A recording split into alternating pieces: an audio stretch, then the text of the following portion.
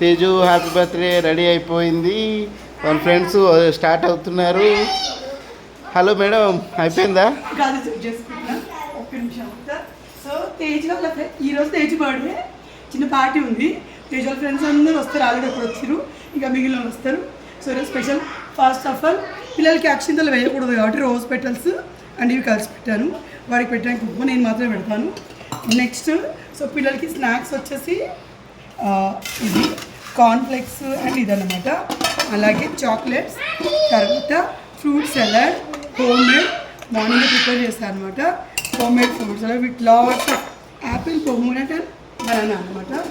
ఆ తర్వాత వాటికి సెట్ చేయడానికి అండ్ పిల్లలు వస్తున్నారు కదా, ఎవ్రీ టైం ఏదో ఒకటి గిఫ్ట్ ఇస్తాను.